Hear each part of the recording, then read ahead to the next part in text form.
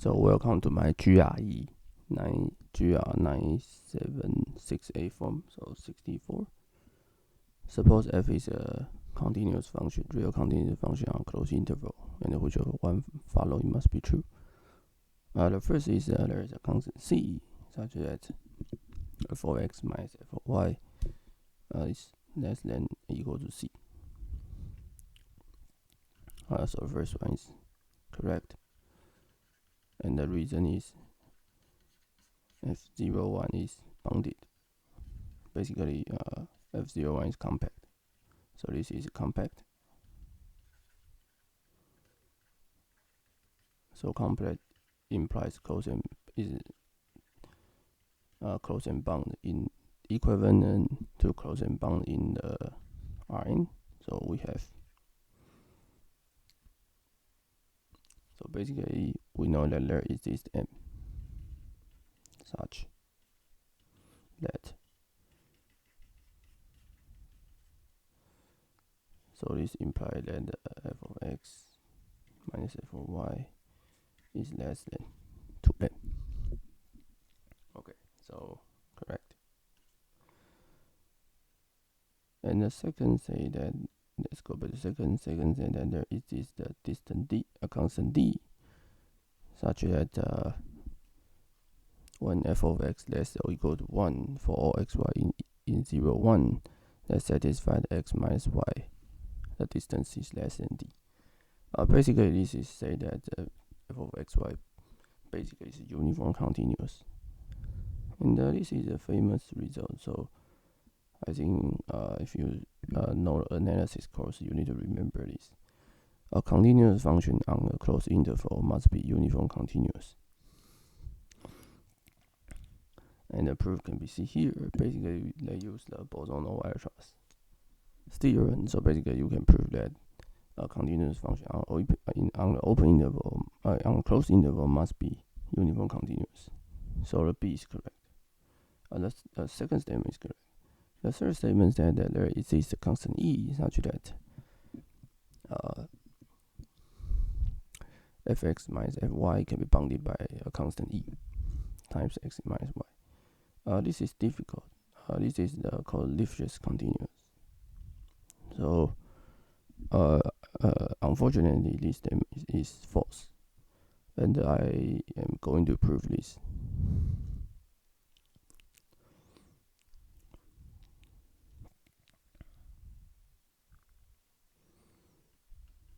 So the third is the Lipschitz continuous.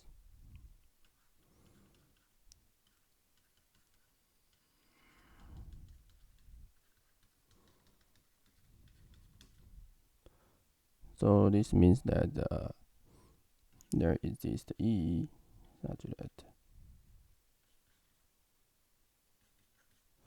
the distance between is less than e x minus y. Okay, and so basically you can see this will implies continuous when you let x approach to y, because the right hand side is 0, the left hand side is f of x will approach to f of y. Okay. And so we suppose I take f of x to square root of x. So in order to prove this statement is not correct, we need to prove that we need to show for every e there is no for every e there is x and y belongs to 0, 1, such that f of x minus f of y will larger than e times x and y. So this is what we need to show, because we need to disprove this statement. So proof. So this is easy that suppose e exists, then I can take. Oh, what's going on?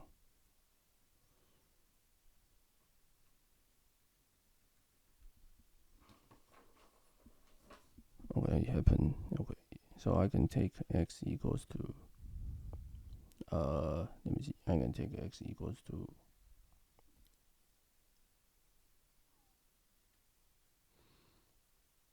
I can take x equal to 1 over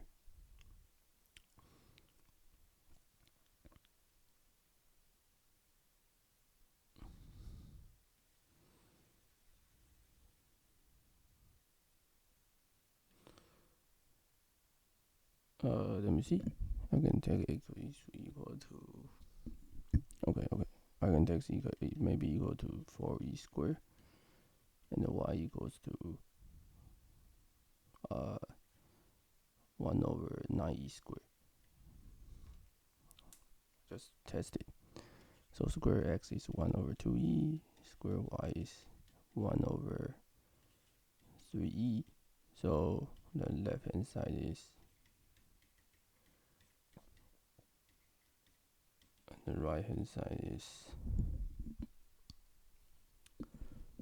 e times x minus y. So basically it's e minus e times this x minus y. So it's 36 e squared 5.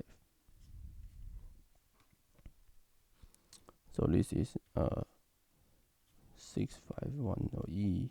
This is 5 over 6, 36e. So you can say that you see the LHS larger than RHS if e is larger than 0. And basically e must be larger than 0, because otherwise the bound will constrain all the if e is not larger than 0, then if that e is less than 0, then all of x and y must be, all of f of x must be the same as f of y. So you see, so basically there's no e that which you can, so if you give me any e, I can always find some points which reverse this inequality. Basically this is the last, so I can reverse this inequality. So basically we know that the square root is not Lipschitz continuous. 0, 1.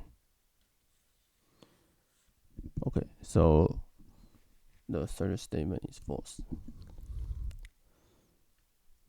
So the answer is the first one and the second one. So the answer is C.